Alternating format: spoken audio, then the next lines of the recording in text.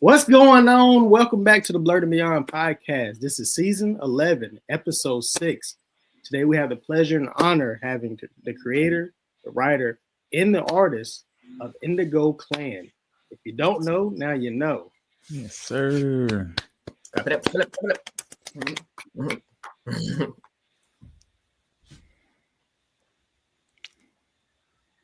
you like to say something, you can say it now. I guess take turns. Oh, discussing talk about what Indigo Clan is? No, you can say what's up. Hey. Oh, what's up? Hey, what's up, people? Happy to be out here on this space with the Blerd crew, Blerd word. Blerd Beyond. Blerd Beyond. Blerd Beyond. It's all good. I remember that sci-fi show, back over 20 years ago, Space Above and Beyond. Oh yeah. I looked that up. Yeah, I'm at the yeah, probably older than some of y'all. Maybe older than some of y'all. I like sci-fi. Yeah, I like sci-fi as well. Absolutely. Well, what's the word, Blerd?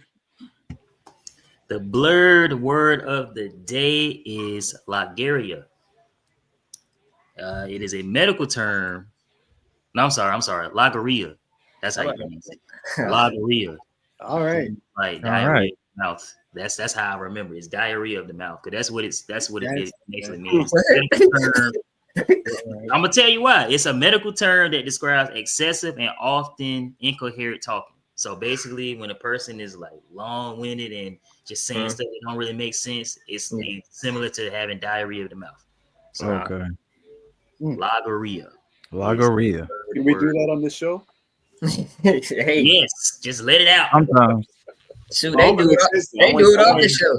I want to make sense though. They say word vomit. Just let it out. That's why he wear green. Black vomit. Black vomit. That's that black. Shout out Black Vomit. Get out of here.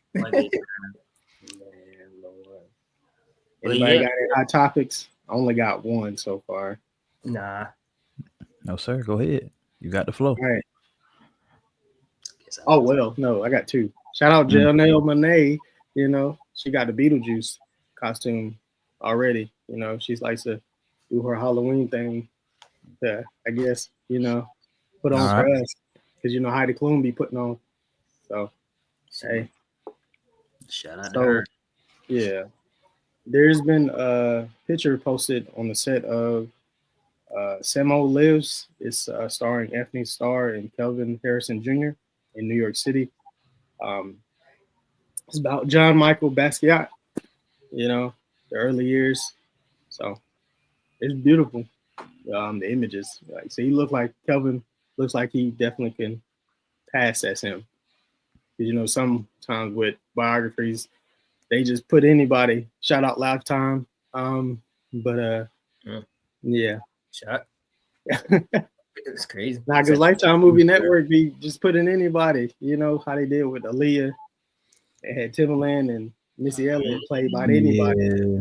They gonna come for you. Oh, you got a hat on. That's Missy Elliott right there. Don't make enemies out of everybody. They coming for you. That's I mean, that's all the topics I got. All right, he didn't like that. He didn't like Snatch that. You know how you feel about them Lifetime movies, man. He didn't like that. Oh. Like Substitution on the play. Anyway. All right. So I want to know, you know, because I looked up some of y'all stuff on the website that y'all got. And I like what I'm seeing. You know, I'm not like, I ain't gonna say I'm a big spiritual person, but like I'm not like how spirituality is to a lot of people where they could find their purpose in life and how they do things. Kind of hard to explain it, but from what I've seen, and I like martial arts too. Like I love martial arts. I watch kung fu movies, my dad and everything. So like, how did you like come up with the process of the whole story? Like I don't know nothing too much about it, so I want you to explain if you can. Yeah, well, I mean, I trained martial arts for many years. Oh yeah. And so it was always important. Like if I'm gonna make some, I want to like have like a martial arts, but not just like a bam comic book thing. Like wanted to actually show different styles. You know what I mean? Kung fu and karate or you know different styles. Capoeira is like the martial art from Brazil where they like dance, but it's like also fighting. Yeah. So I wanted to show all that, and then you know researching metaphysics for years, just studying like these different things, and like you're saying, like the having a purpose in your life. You know what I mean? Like a purpose like that benefits other people. And when we all do that, when we all embrace this purpose, you know what I mean, the world becomes a better place. Our lives become, you know, enriched by that.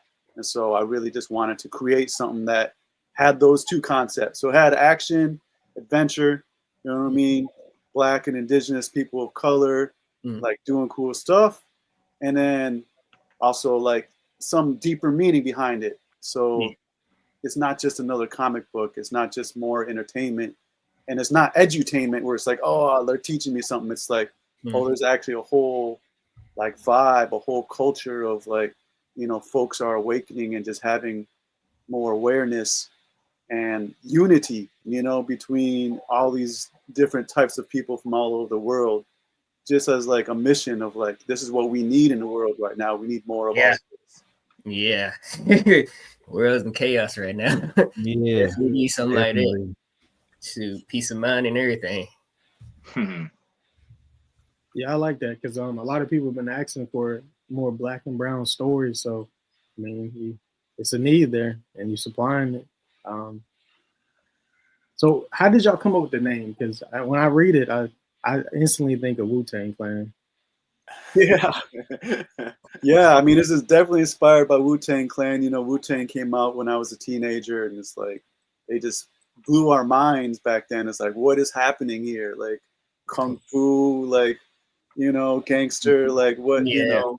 And it's like they had like the street hustler, and they had like the metaphysics and the all the stuff combined. And so that and that clan aspect, like it wasn't just a gang or a group or a community or whatever. It's like a group of folks that get together and have like a mission, a shared mission.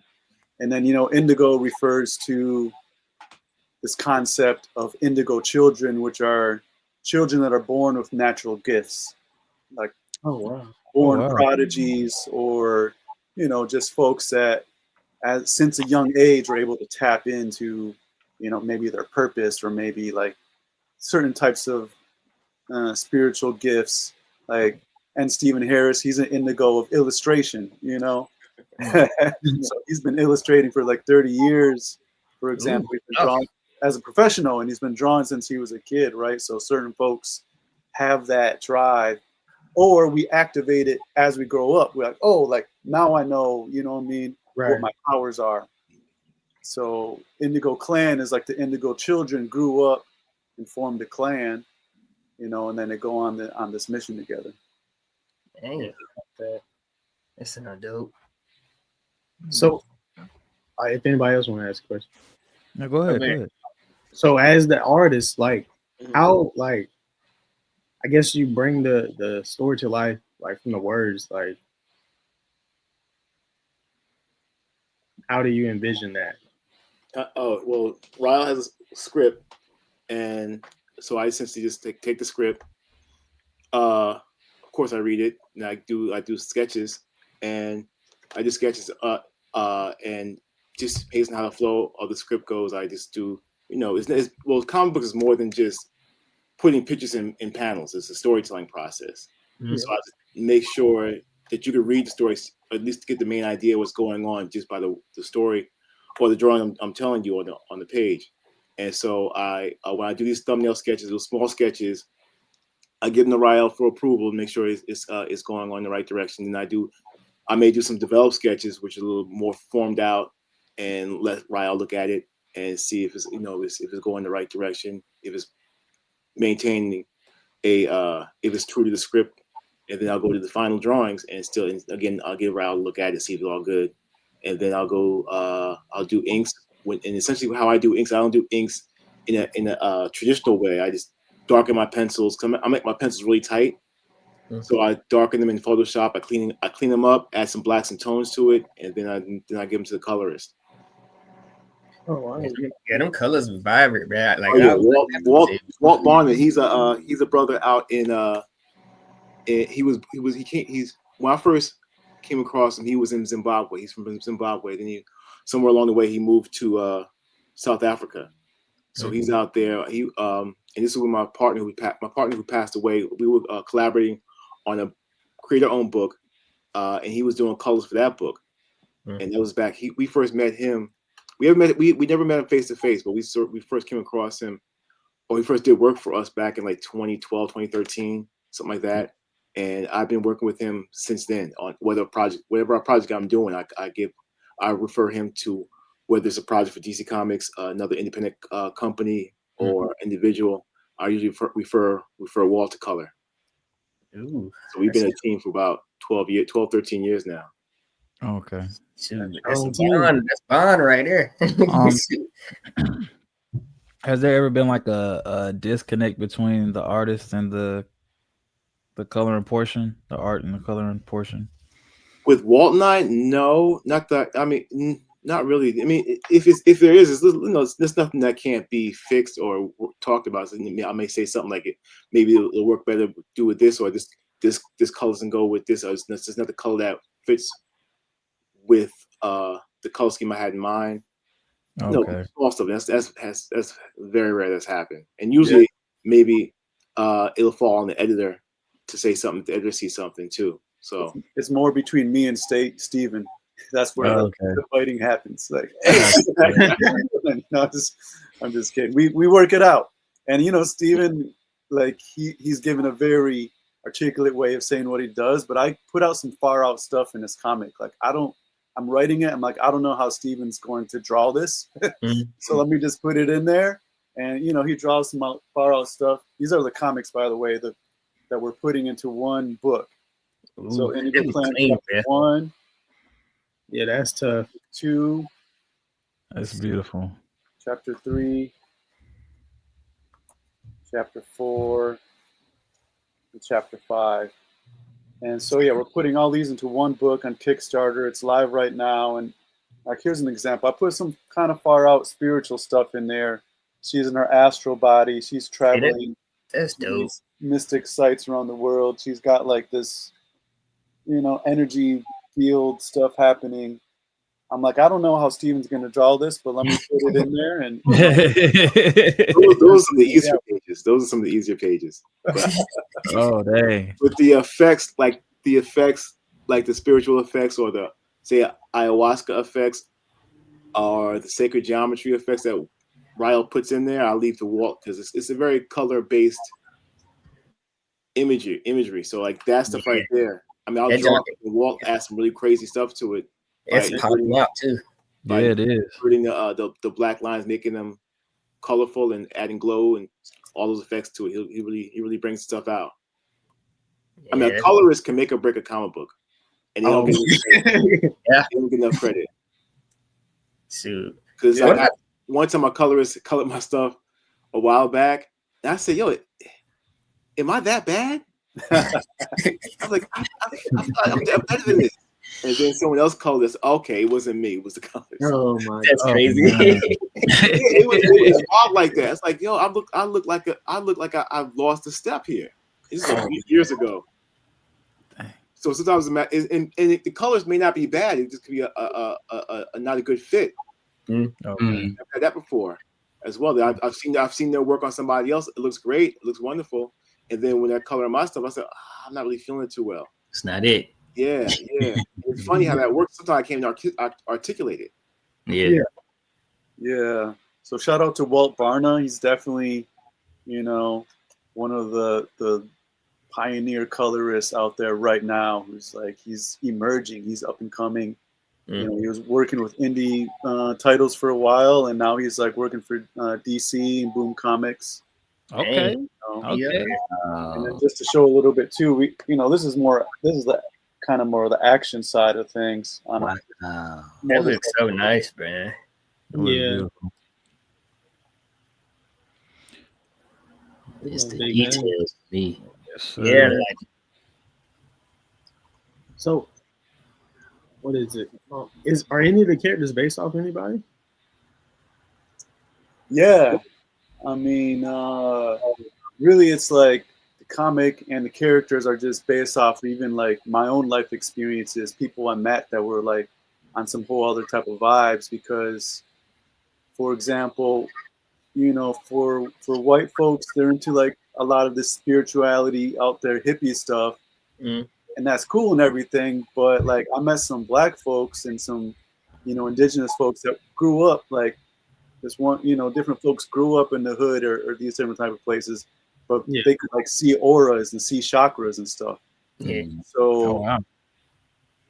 their whole experience around that stuff was totally different, and it also was like, because their life was so hard, it actually made them more powerful because they had to persevere. They had to like come up through all that, and it make their who they were and their experience with these things more powerful. So that's super inspiring for the comic book. Like the main character, she's a foster child, because I met somebody who was a foster child, and he was like a whole another level of on some of the stuff, and he was a musician. He was just like really amazing person.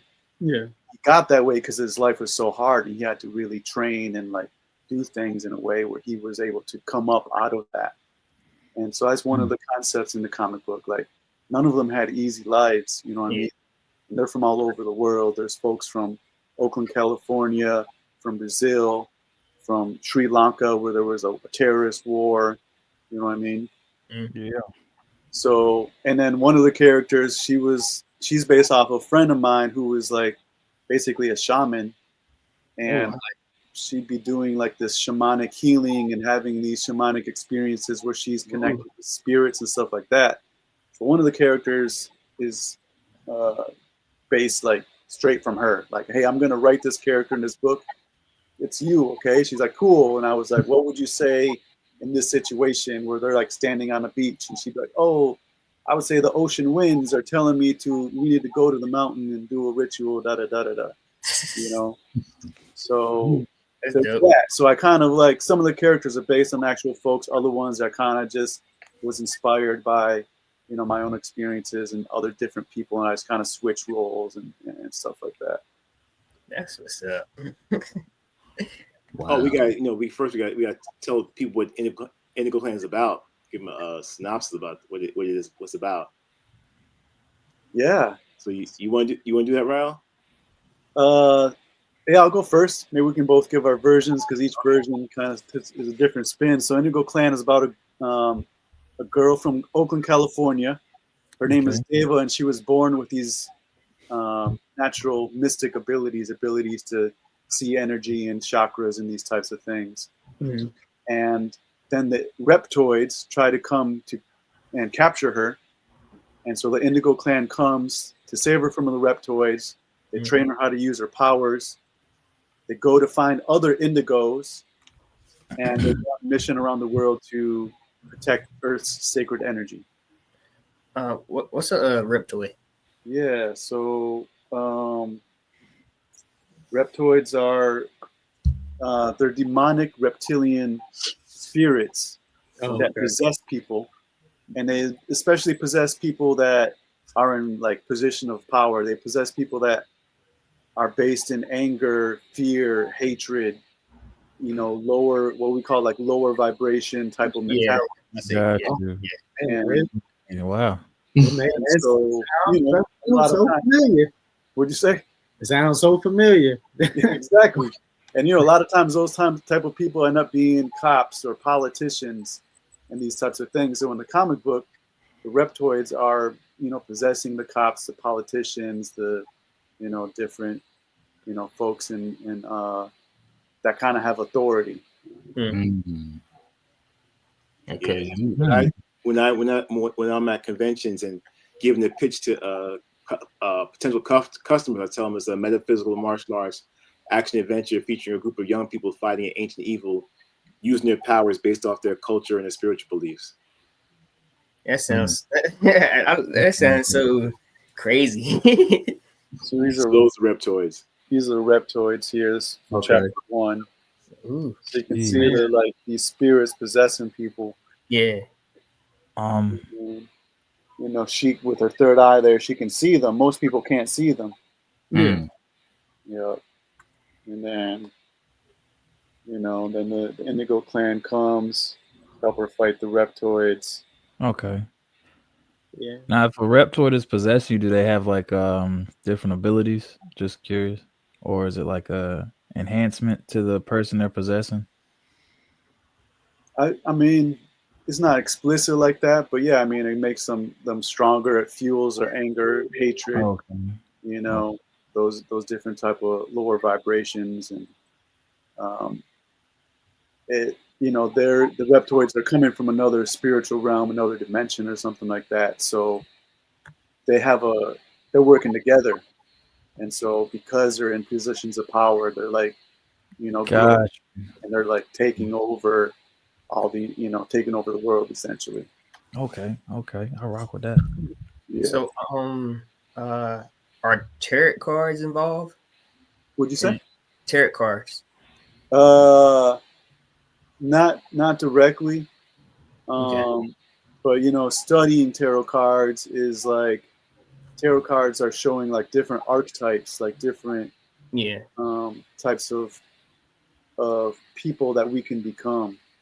And Yeah. the tarot cards is also a pathway. So in studying that, it's like, oh, there's these different types of archetypes that we could all be one or more of one of these type of archetypes in our lives, or things that are happening to us in our lives are represented by these different things. So taking that concept and turning it into a story is what I did. Yeah. Oh, Yeah. I wow. know a little bit about it. That's what I've like, because I know I watched this anime, JoJo, and one season they use tarot cards and stuff to represent the spiritual it's like entity that helps fight the enemy or the Talking about JoJo's Bizarre Adventure. yeah. So that's why, like, because I have some interest. Like, I don't try to get too deep into it, but I be looking at stuff like that, the Fool and all that. I know some of them. It speaks to you. Yeah. For me, it's like, I don't want to, what's the word we use at the beginning? I'm not trying to do that, but I'm just excited to talk to you guys about it. I like these questions. And for me, like, the Are you talking about Lagaria? Yeah. yeah, so I'm not trying to be that guy, but for me, it's like I've studied, a lot of this stuff, and I was into it, and I know a lot of folks aren't. It's like people are at different levels with it. So what I'm doing is I'm making it accessible. It's not like you have to be into these things to read and enjoy the book, but it's like the powerful symbolism of it and the powerful messages of it is in there, so you can still benefit from it. You know what I mean? But it's like, it's action adventure. It's Black and brown folks doing cool stuff, and it's they go into spiritual realms and all that, but it's not like you need to know about it or even believe in it to be able to enjoy it. Yeah, that's dope. Yes, car chases, motorcycle chases, spiritual battles, martial arts, and not kung fu, but it maybe some is a kung fu in it. A little bit kung fu. Yeah, but it's like capoeira. There's capoeira.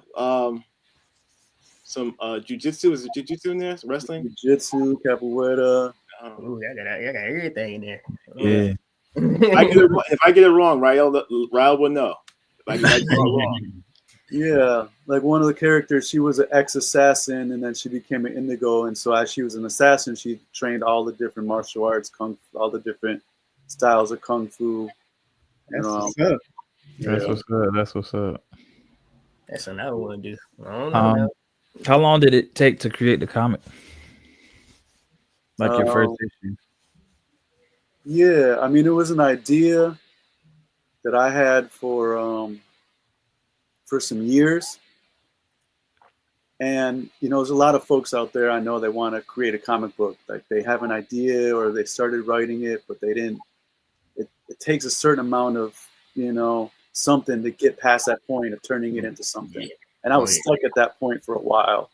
I had the ideas were growing. I had the characters. I had like a basic storyline, but I couldn't get past the point where I could turn it into an actual comic book. And so I started doing this type of like therapy, this type of energy healing therapy, where I was able to break through some obstacles, some mental obstacles, you know what I mean? Find that inner motivation And then like, boom, that's what it took for me to write it. So it took some years. And once I started writing it, it took maybe a couple months to write the full script, edit it and all that type of stuff. And it's really just about that discipline of like, okay, like every week, I need to spend a certain amount of time of doing it. There's a saying, if you spend like 5 to 6 days a week, at least 15 minutes a day, you'll make huge progress in anything that you're doing. And then, with Steven, we don't really have a hard deadline, so he takes his time, right, Steven? Yeah, I say liberal deadlines. So about like Aaron McGruder. Yeah, it was like it's a welcome shift from doing stuff for the Marvel and DC world. Where I had to do like 5 pages a week. Mm-hmm. Oh man, 5 pages a week, and I was used to that.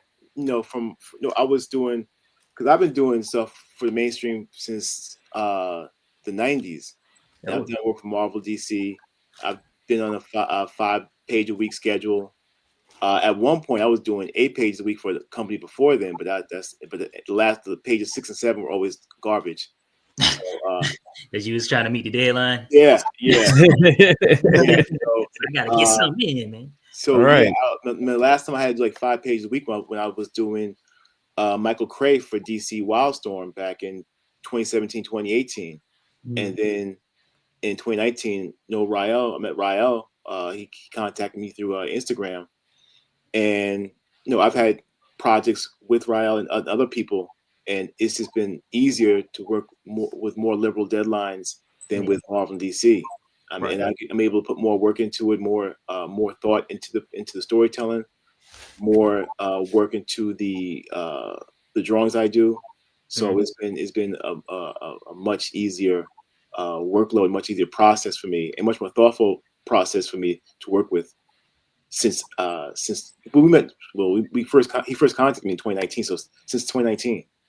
Yeah, so 6 years. That's good. Good amount of time. Yeah. No, not too much time, because then the money thins out then. Right. You don't want to thin the money. No, you don't want to.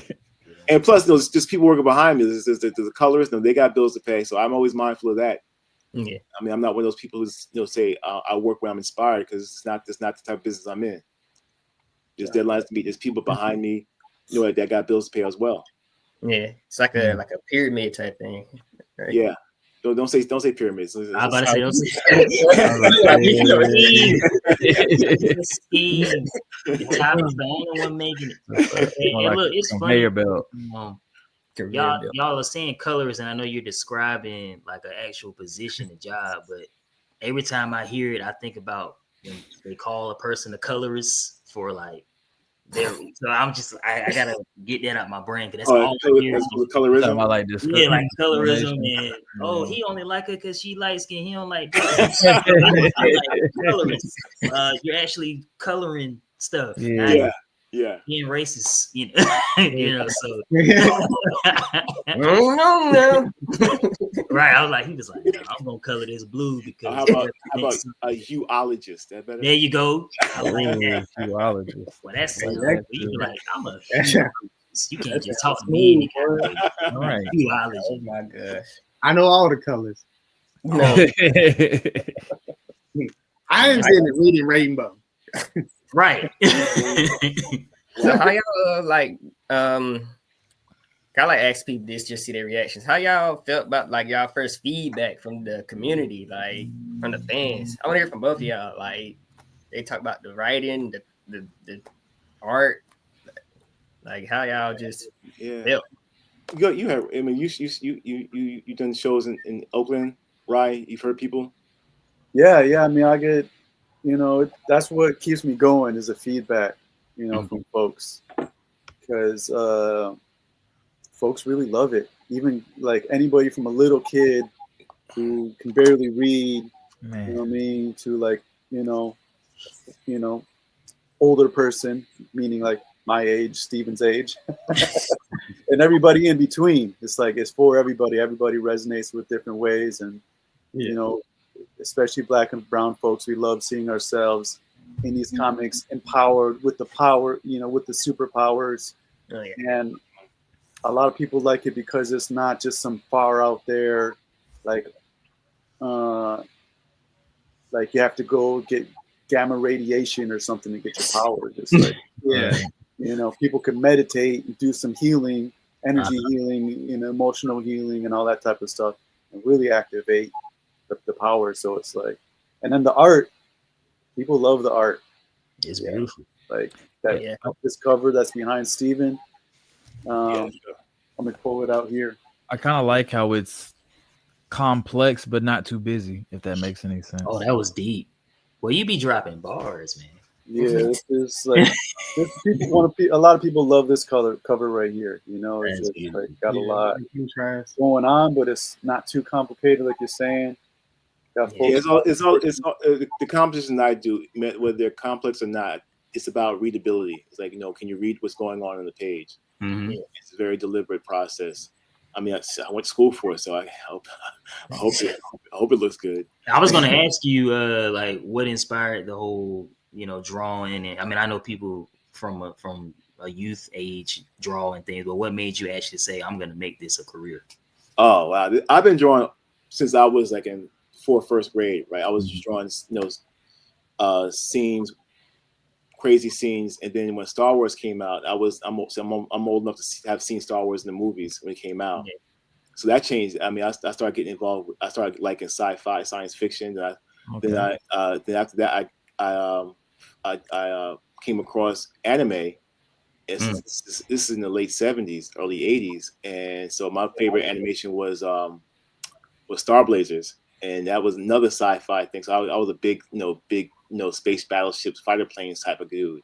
So I was always drawing those things up until I was in seventh grade, up to about eighth grade, and then I wanted to tell a story with my work. Right. And so I said, okay, animation is too much work. So I said, next best thing is comic books. And I was taking comic books a little bit when I was younger, and then I got big into it when I was in high school. Gotcha. And that's as I look back on it, that's kind of strange because I'm going into high school, and that's very junior high school and high school are very self-conscious ages, and at my time, when there was a kind of a stigma reading comic books, but I did it anyway. Right.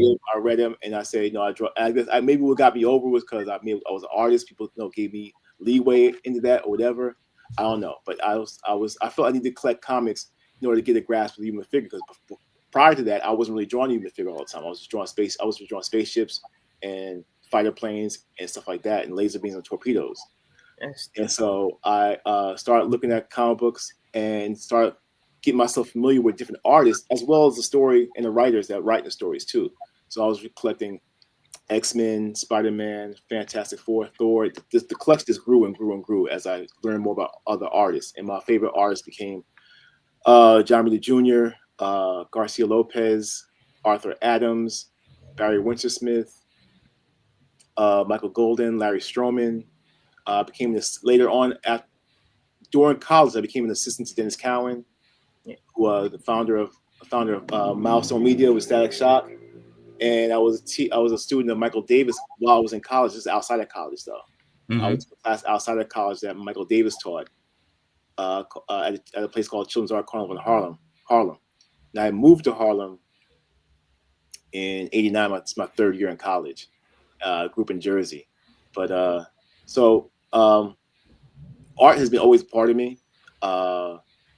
And when I decided to go to college for it, in my first year in college, I knew this is what I had to do. It's like art or bust for me. No backup plan, nothing like that. So maybe after that, no backup plan. And anything in art or commercial art that I can do, I was going to try and do. So it was comic books. I did some storyboards later on, starting in like '99, 2000. But yeah, that's some of my art journey.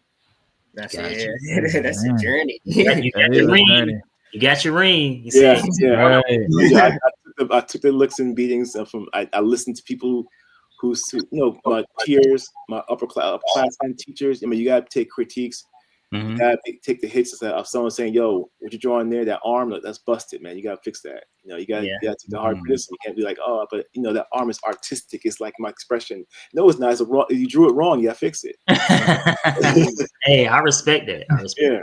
And I learned that too, watching like shows like Ink Master, where to me, I'm like, I mean, it's perfect, but they will critique it to the like a line to be just a hair up, and they're like, yeah, you going home because you think I would think I had some fire stuff going on, and then I hit the lounge in my college, and the upperclassmen get a hold of it and said, "Nah, this is what you doing? This ain't it, bro." Yeah.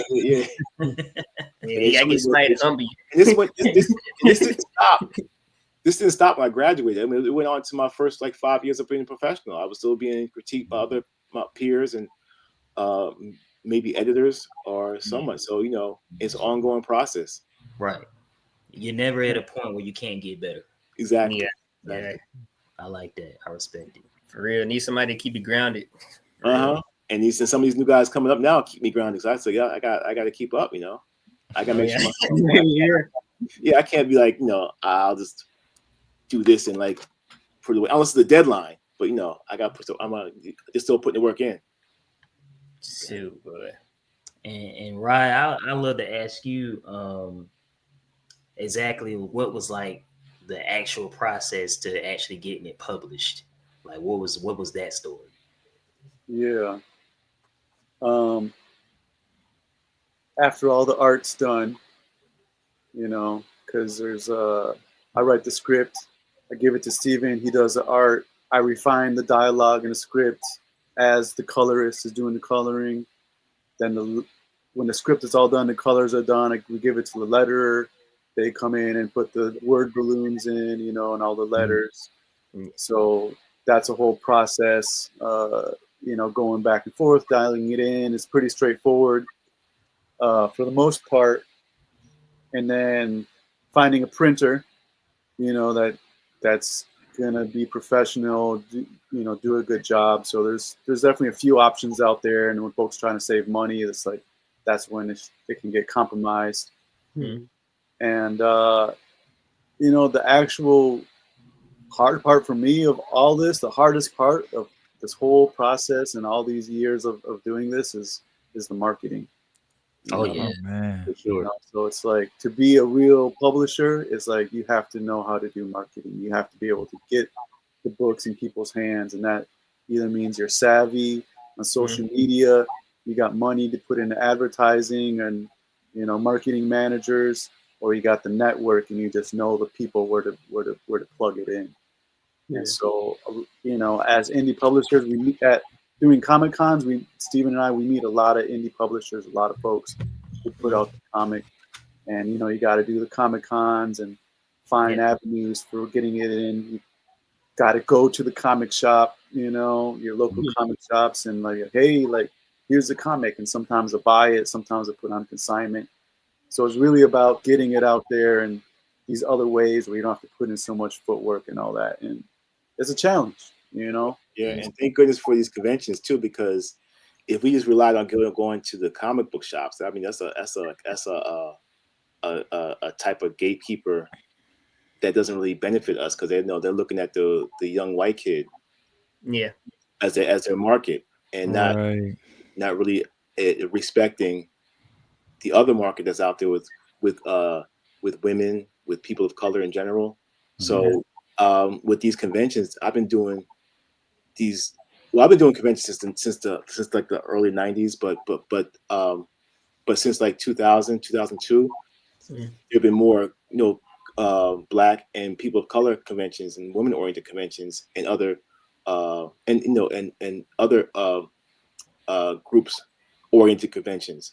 So I've been, this first one I was in Philly, called the ECBAC, or East Coast Black Age Comics Convention. And then from there, some other ones branched out. There's one in Atlanta called Honest Con, that was run by Joe Wheeler. There's one in Detroit.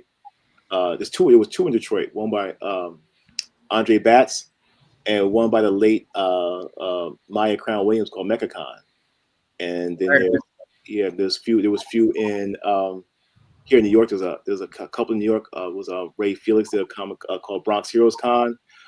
A brother named Alex Simmons who created the character Blackjack, who did his Kids Con. So I mean, these cons like this have ushered in a way where we can talk to people directly. Right. Where there is people who don't normally collect comics, and people who are like you guys and like us who collect comics, and we were kind of we were the minority in comic people didn't know us, but now there's more and more of us happening, and so now we can get to you directly, and you don't have to worry about just like finding maybe a what's the word I'm looking for, trying to latch on to a character that may look black or white. I mean, it may look black, but that's not. Like, or an anime character is like me, brown skin, but are they black? Right. Like, that's all we got. That's all we got. I'll take it. That's the one that's gonna get us in the door. I'll claim them. And so now we have conventions that can speak to us more. And they've blown up. There's DreamCon in Texas. There's other cons in other parts of the country that are getting bigger. Like there's BlerdCon in the DMV area. So they provide more of a home for us that we can get to you all directly, and to you, and you can speak to us. It's a back and forth. It's almost like selling the mixtape out the back of your trunk. Yeah. Like, except there's it's like a mixtape with a convention attached to it, Yeah. Right. And you can collaborate, or you can network, or be in community with other people like you. Other creators like you. Yeah. I would say networking, that's the key. Yeah. Well, that big Blerd Beyond Con is coming real soon, so y'all just be on you ready. Where y'all based? Are you based in different spots, or are you in one spot? North Carolina. Oh, I got family there. Yeah. And we got a VA. We got a VA in the building. In the DMV. Yeah, I'm in the DMV. Okay. Yeah, I got family in Charlotte. Okay. I be in Charlotte a lot for no reason, it seemed like, but I be there. But I was gonna ask both of you, you both can chime in. Do y'all feel like the field is kind of oversaturated right now? Or has it ever been a time where you're like, it's just so many people doing everything, or what we're doing, we can't really get in like we want? Has that ever been an issue? I don't know. I don't know. I'm just out doing conventions, hoping I can sell a bunch of books at the shows. It could be. I don't know. But I mean, at the same time, people are always asking for more too. Right. People are always asking, they want to see more of us out there. So in my little orbit, it seems like there's a lot of us, but when I expand it, it's like maybe it's not as much as I think, but there's definitely more than when I was coming up. When I was your guys' age, you got I don't know if you guys in your 30s or what. So when I was in my 30s and 20s, it wasn't like this. Yeah, there's a lot of folks out there doing indie publishing more and more. People want to do a comic book, and I think it's getting hard, but not because of oversaturation, but because of the mainstream and the big companies and the corporations that just kind of, like right now they're oversaturating the Kickstarter market, where even Marvel, DC, Image Comics, they're doing Kickstarters, right? And that's drowning out the smaller folks. Oh well, Marvel DC doing Kickstarters now? I was about to say, why? Why? Certain projects, it's more like Marvel artists, like releasing their own collection of art or something like that. So it's not necessarily published 100% by Marvel, but it's a Marvel. I think Dark Horse is doing a Kickstarter too, but I've seen Dark Horse definitely doing one right now. Yeah, I saw that. And so, there is a saturation to a certain extent, and also like folks are drawn to what we do because it stands out. Yeah. It's not like, oh, we're doing like a Black Superman or a POC like Avengers or whatever. It's like, okay, this is something different. Yeah. And I think that's important because it's a lot of people I feel like kind of like, oh, let me make my own superhero universe, right? And that's cool. Props to everybody who's making a comic book. And also it's like, what can folks do to make their thing different and stand out? Okay. And, you know, and there's a lot of indie artists that got this marketing thing down, and it's like, it's not even about competition. It's like, oh, what are they doing? What can I learn from them? Like, how can I get to their level? Okay. And I was about to say that too. It seems like in the comic book world, because I'm kind of new to it, you guys seem to have a lot of respect for each other. Like you want to see each other elevate and network and build. Whereas like in some other industries, there's a lot of beefs and a lot of there's beefs in comics too. Okay, well, I feel like it's more of a community. It's more of a community, but a competition at the same time. You know, it's like competition is good, but there's also a point where people trying to take each other out. So I was it's like because at the heart of it, comic book artists are nerds, so there's like a lot of passive aggressiveness. Nonsense. But no, there's a lot of community there too. There's a lot of community. I mean, I'm a community, a lot of people there, and so it's a lot of love. Especially when we do these conventions. I mean, a lot when like the early days of like Black of ECBAC and some of these Black oriented conventions. A lot of love, a lot of eagerness to collaborate. But sometimes with all eagerness, sometimes it kind of falls off. What's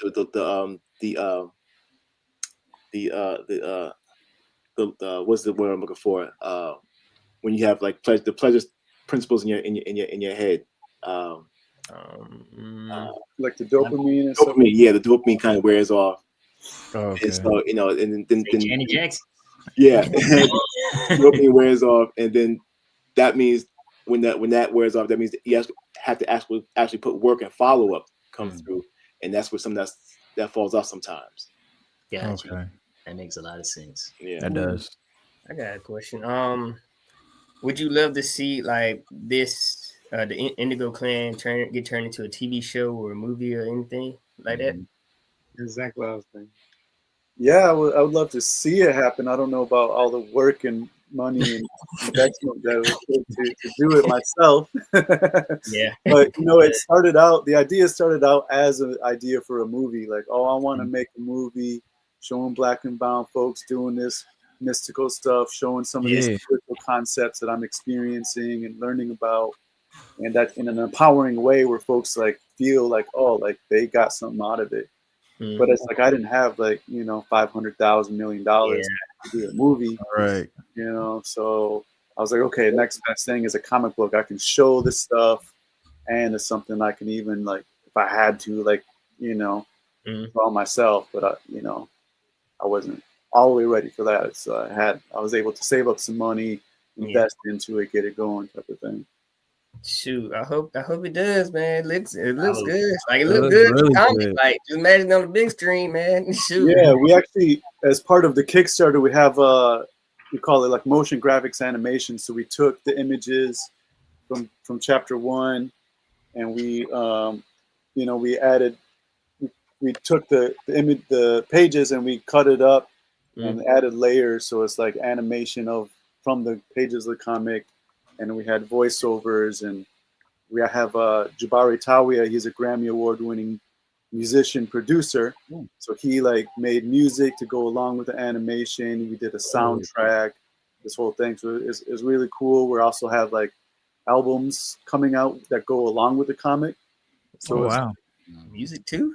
Yeah, like some of the music is like the characters rapping and singing as though they're doing something like as though they're in the comic, right? And then we also have like a soundtrack with Jabari producing that, so it's like music to read the comic along.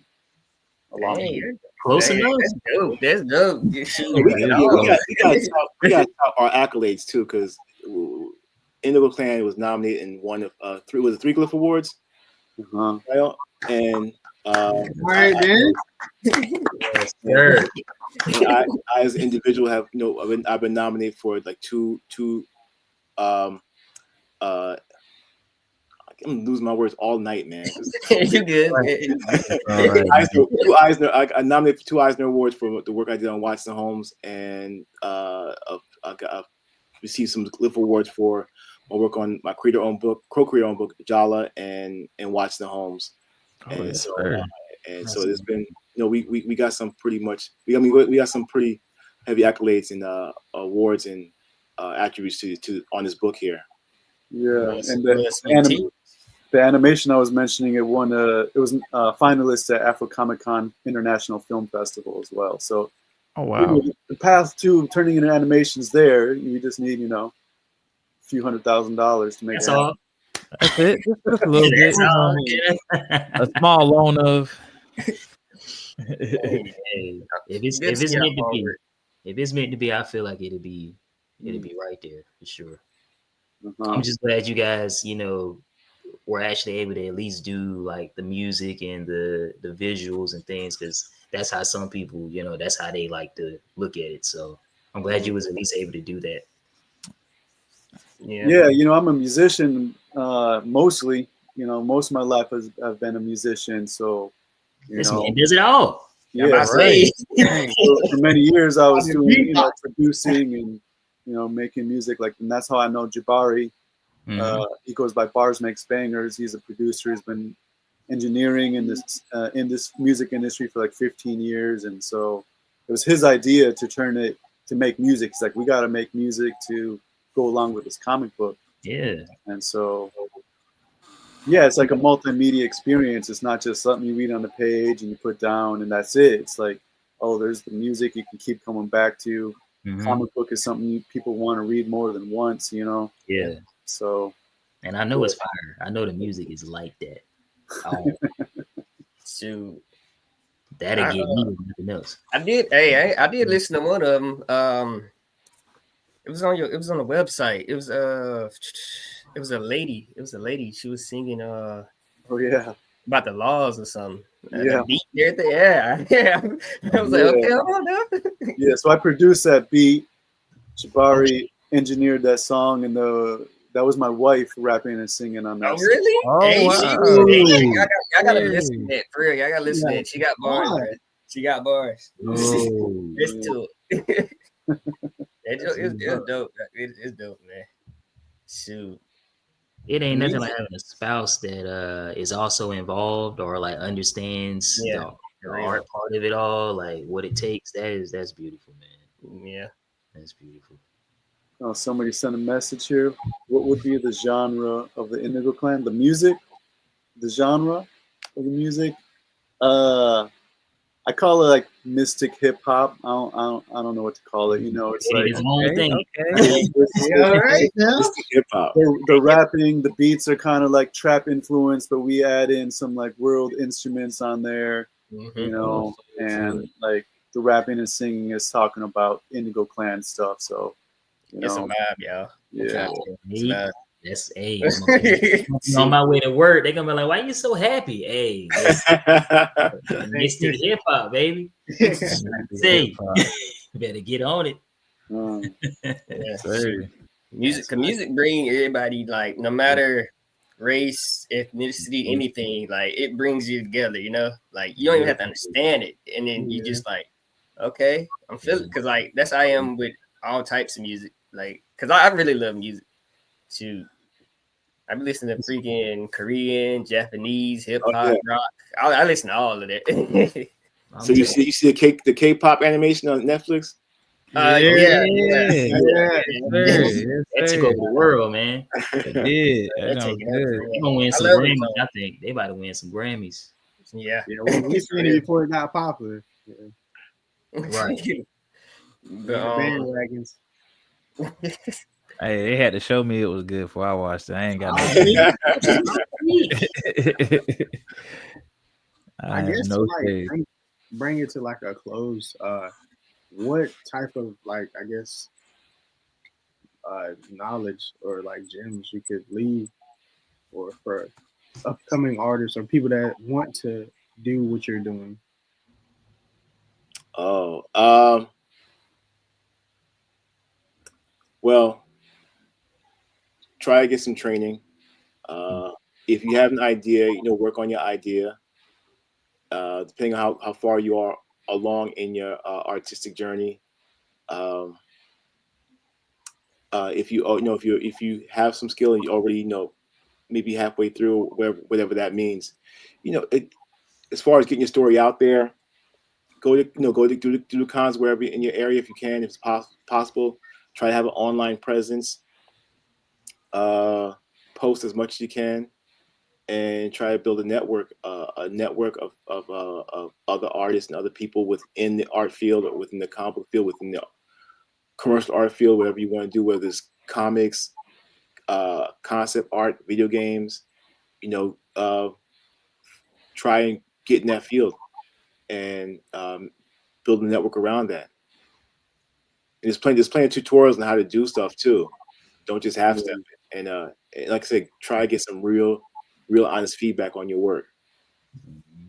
Yeah, Steven and I are gonna do a live next week, basically dropping game and giving tips and talking about how to be professional, how to level up people who are into illustrating, writing, and publishing comic books. So I don't know when this is going live, but that'll be last week of what month are we in? October. Right. So yeah, it'll be October next week.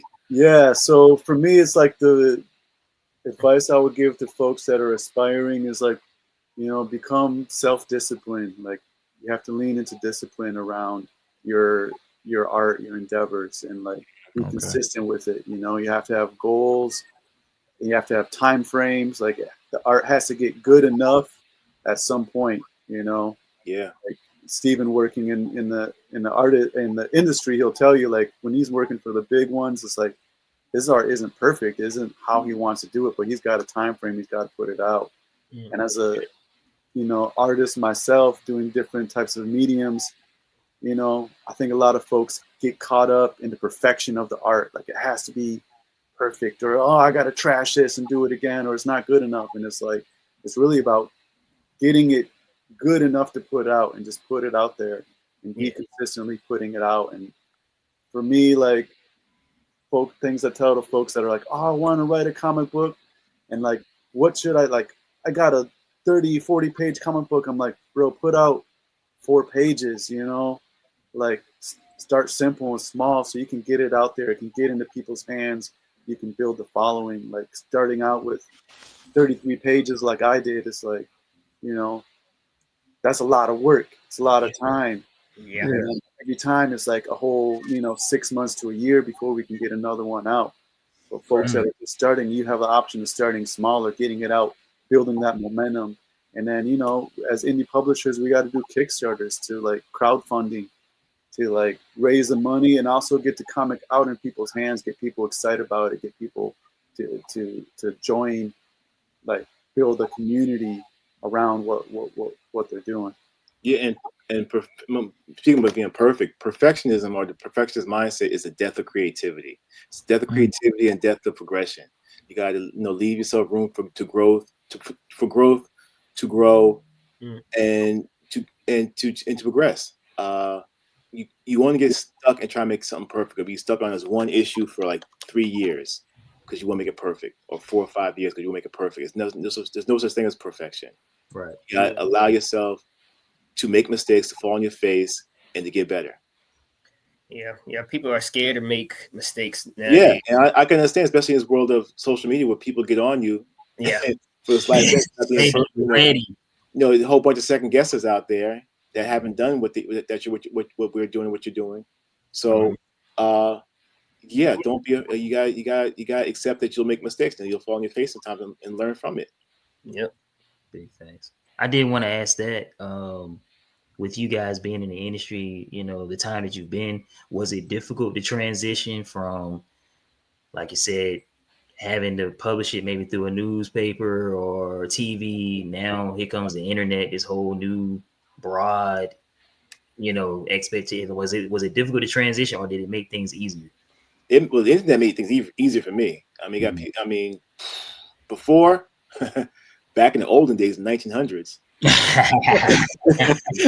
I I had to mail out stuff. I had to mail out stuff to editors. Postage. I had to photocopy my samples. I had a business card, put my business card on the samples, and mail it to editors, different editors of comic book companies. And I was doing that like. Ideally, I would try to do it every few months, but I was doing it every now and then.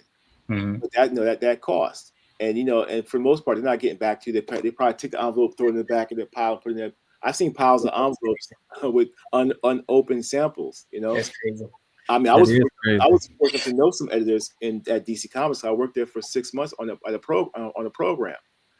So I knew some at the time. This is like back in '93. So I knew some editors who knew me. They would recognize me. But still, that didn't translate to a lot of work for me. I mean, I got more work than some other people did. But and I learned not to rely on Marvel and DC for work. Okay. I wanted to branch out and do storyboards. I did storyboards for commercials, not for games or for movies or TV or animation. I did storyboards for TV commercials and print ads for like magazine ads. So I would draw an image and they may shoot that ad as photography, but I gave them a framework to do that. So I work with markers. Now later on, I work in Photoshop and color and that stuff. But that's part of my coming up. So I try to be multifaceted in that, and then then after 2000, comes the internet. I mean, it came before 2000, but like after 2000, 2005, there was like more internet stuff going on. There was print on demand was a big thing. I mean, it was a new thing. So I had to go to a printer and print like 1,000, 2,000, or 1,000 copies minimum of a book. I can go to print on demand and get like 25, 30, 40 copies and 50 copies or 100 copies, and bring them to conventions and have them last for me for a couple weeks or for a couple shows rather. And then there's online to promote my stuff. I mean, now with the algorithms nonsense, I mean, I was getting more people before the algorithm dynamic happened. Right. It changed everything. It did. Yeah. Now, but I have people in my contact list. I can hit them up individually, like with this Kickstarter, where I'm hitting people up at least 10, 20 people a day individually through my contacts, hitting them up to begging them for money. You ever heard from me 10 years, but you hear from me now? No. But no, so the internet is a good thing, and it is a problematic thing at the same time. Everything has a duality at least to it. You gotta have that balance. Yeah. And Rael, you feel the same way about the internet? Like it made things easier. I mean, that's why we see so many indie publishers out there, and and folks doing their own thing, and to bring it back to the Kickstarter, like it's super empowering for folks. People are raising a lot of money. I'm seeing people on Kickstarter raising 40,000, 60,000, 100,000, even as indie publishers. We got a ways to go. We got 2 weeks to raise, Yes, we're here to help. But it's like it's empowering to like get the funding and also get it out there to folks to do the Kickstarter. So we're fighting the algorithm overlords right now. And also we have this direct connection. We can connect with people all over the world, all over the US. And speak directly to them. I'm also sending the DMs to like all the people who are following the account. I might not be able to reach them through the posts, all that nonsense, but it's like we can still have that direct connection, and it's more work, but when we build that connection, it builds a community. Yeah. So, I went through my whole text log, so I'm hitting the messengers now. Next up is my IG list, so watch out, people. He's coming for you. This reminds me of my work when I used to do Affleck. I had to go in my DMs and my contacts trying to get people to get insurance. So I know exactly what you're going through. Exactly. I'm hitting up all the people that I haven't talked to in 10 or 20 years and be like, hey, what's up? How's it going? Like, And also, you know, there's this thing. So it's direct marketing. It's not easy as artists and creatives to like have that savviness of like business and like negotiation and like to buy my stuff and support the Kickstarter. But it's like just being authentic and creating something cool for folks. I know we're running out of time. I just want to like just bring it back to the Kickstarter, invite folks to even just check it out. You know, it's even a story, just like Fu was saying. He went to the page. It's like you get pulled into the story. You're like, oh, this is cool. You learn a lot about the story, and you like keep going, and you get into it. And you know, we have a ways to go. We have some cool tiers on the Kickstarter. You know, we have the multimedia bundle with the music, the animation. We have bundles to have one-on-one calls with Steven as an illustrator and myself as an indie publisher to get personalized consultation on your project, how to level it up. Ooh, that's nice. Bring it like to the next level of how they want to release it into the world. Like have us look at the project and, you know, give our guidance and pro tips around that. You know, we have a one-on-one call with Jabari Tawia, Bars Makes Bangers, as a Grammy Award-winning music artist. So, you know, a lot of folks want to up their music, you know, like get some feedback on how they can bring their music to the next level, or even incorporate music into the project if folks want to do animation or they want to do music incorporated into the comic book, all these different types of things. So it's like, it's not just a comic book, it's a whole experience, a whole movie that we're doing there. I love it. Y'all check them out, bruh. Do it. Please Right check them out right now. Metaphysical people in Harlem check this out, because I know there's a bunch of metaphysical people in Harlem that like the book. Yeah. Right. Yes, sir. Shoot. There's some on here listening. I know there is. Uh-huh. Yeah. I know that. Shoot. Yeah, I mean, really, I think it's for everybody. You know. No, it is. It definitely is. But I know some. I mean, when I did the Schaumburg comic book festival, the Harlem show. I mean, they would come out and say, "Yo, this is some. I know this stuff." And add some martial arts to it, man. It's a wrap. Yeah, martial arts. Snatch you up quick. It gets deep. You go into the spiritual realm. You mean to the martial arts, and they're also on the streets. You know, just like you know, fighting the reptoids. You know, having to navigate. You know, traveling around the world undercover. You know, man. Yeah. I just got motorcycles. Man, I don't want to stop talking. We run out of time. I just didn't want to keep them long. I we want to respect y'all time, but I'm just like, this is so dope, man. Yeah, it is. It makes you get like real introspective with yourself too. Like you know, self-reflect about a lot of things happens in your life or other people. You know, because everybody got their own story. You know, everybody got their own story and journey. Some people cross paths. Some people run parallel to each other. So it's just like it's real interesting stuff. We're trying to make meditation look exciting, man. Yeah. I mean, it's like I'm inspired by what y'all are doing because y'all are getting together, doing these podcasts, and that's what Indigo Clan is about too. Is about connecting with other folks. You got something in common, and you build on that, and you like, you know what I mean? You keep building on it, and you grow. You know, y'all have your own special powers and these types of things. Special thing you contribute to it. So it's inspiring to be on here with all of you guys too, and you know. Yeah, that's dope. You got a podcast going deep. You rolling deep. Oh yeah. Man. Appreciate it. Is that me? I don't think so. I don't think so. I didn't hear it. Yeah, I didn't hear anything. You hear it? No, I don't hear nothing. Okay, maybe when my YouTube windows were open and started making noises on my end. Oh, anybody on the side? On the side. You gotta watch that episode, man. Yeah,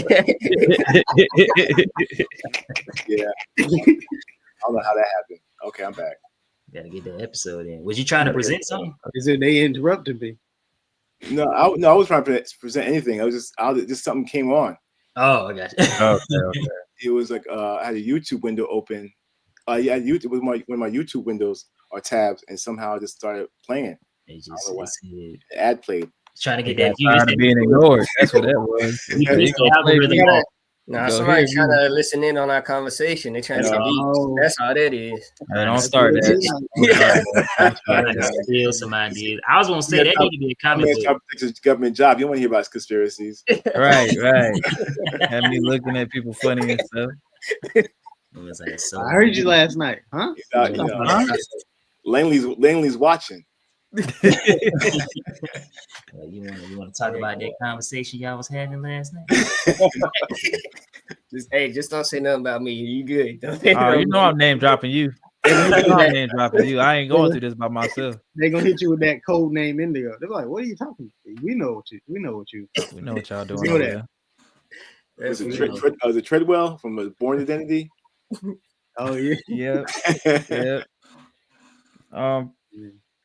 But do y'all want to tell everybody how to reach y'all or Oh yeah, our social media and everything? Yeah, Indigo_Clan_comic on Instagram. It's Indigo Clan on Threads and Twitter, Facebook, and it's really the Kickstarter. That's our main thing right now. Pushing that. When does the episode come out? sometime. Well, on Spotify it'll be tonight probably or tomorrow, but the YouTube episode will be this weekend. Yeah, so folks still got time to claim their reward and support.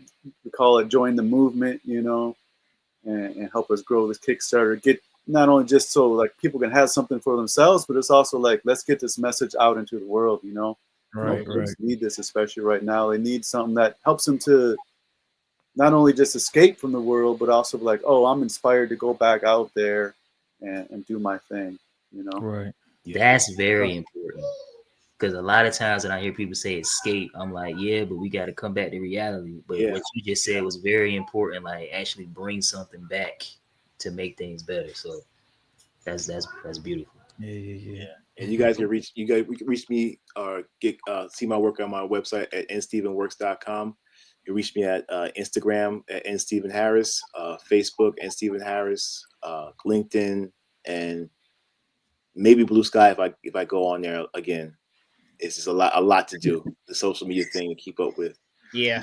That's why I got off of it. I ain't used my LinkedIn in about 2 years, man. I go LinkedIn when I'm broke, man. It's like, oh, should I need to So I'm trying not to do that. I'm trying to keep a healthy presence on LinkedIn. But yeah, on whatever social media to get at me, just hit up, do a search for N. Stephen Harris. Yeah. Gotcha. Look them up, check them out. Hey, I appreciate that. I really learned a lot, for real. Yeah. For real, man. I'm glad y'all agreed to come. Yeah. Yeah, we appreciate y'all for being up here. Man, this was fun. You guys like the Jam podcast for Blerds. There you go. Yes, sir. I like that. There you go. I like that. I love it. Thank you, listeners, for your time. Check out our social media. Just look up Blerd Beyond. We will pop up. Check out our gaming page, Space Ranger Gaming, on YouTube. Check out our group page on Facebook, the Black Space Rangers, where we post everything entertainment, and we usually the first people to post it. You know what I'm saying? I'm telling you. News reporters. Might as well. We get the scoop first. So check out the group. Anybody got any? I ain't know you. I know what y'all I was just gonna open the floor for y'all to say something if y'all want to say something. You know what I'm saying? My fault. Les Lagoria. Click on that Kickstarter. Click on that Kickstarter. There it is. And always remember, go beyond.